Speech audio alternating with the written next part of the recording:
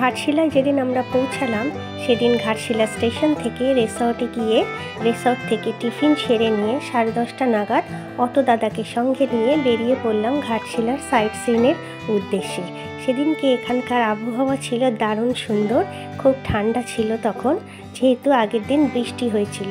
আর আমরা এখন চলে এসেছি গালুডিহ ড্যাম বা গালুডিহ ব্যারেজ দেখতে।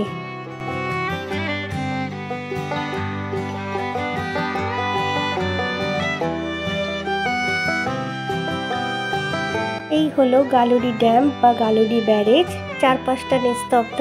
আর দেখো এই ব্যারেজে এই যে লক গেটগুলো লাগানো রয়েছে, 1 2 3 4 এরকম নাম্বারিং করে লক গেট লাগানো রয়েছে। এই যে এগুলো লক গেট নাম্বারিং করা রয়েছে, দেখতেই পেলে। নিচ দিয়ে বয়ে যাচ্ছে সুবর্ণরেখা নদী, আর এই নদী চলে যাচ্ছে উড়িষ্যার দিকে। আর এই নদীর ওপরে তৈরি হয়েছে গালুডিহ ড্যাম বা গালুডিহ ব্যারেজ।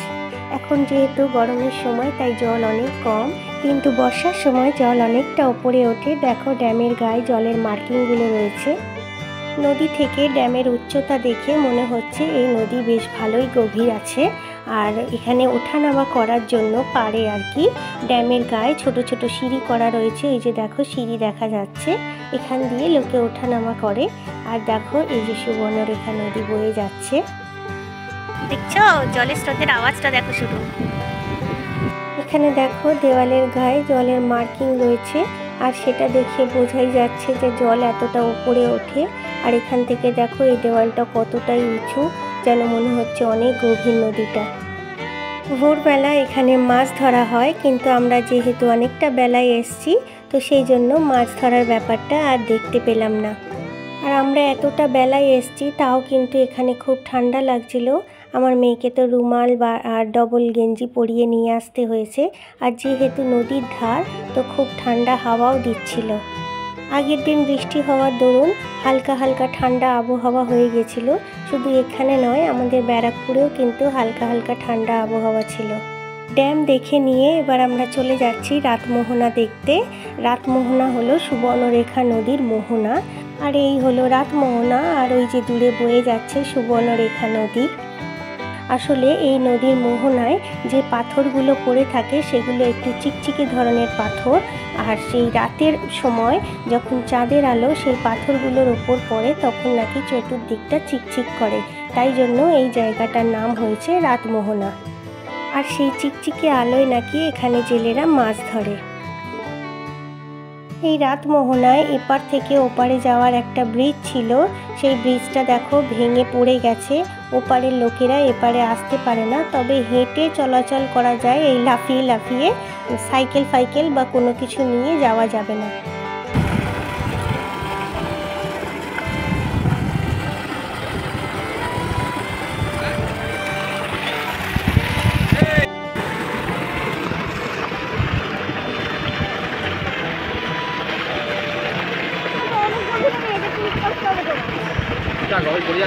এখানে সামনের এই বাঁশের মাচাগুলোতে বসে জেলেরা মাছ ধরে রাত্রেবেলা।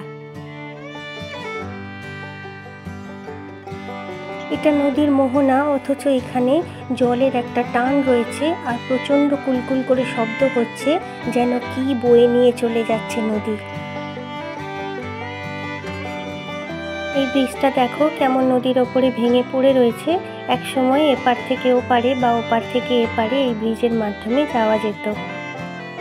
রাতমোহনা তো আমাদের দেখা হয়ে গেল, এবার রাতমোহনার কাছে আছে যে রাতমোহনা ঝর্ণা, সেটাই আমরা এখন দেখতে চলেছি।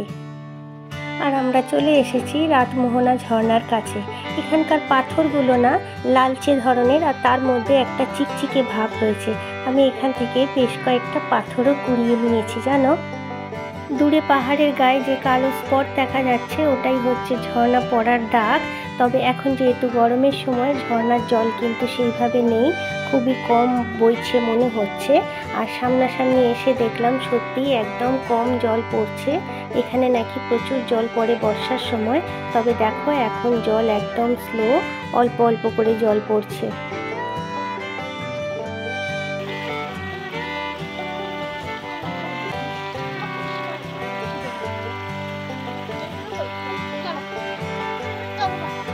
এই ঝর্নার জলটা এখান দিয়ে বেরিয়ে বয়ে চলে যাচ্ছে একদম সুবর্ণরেখা নদীর মোহনার দিকে।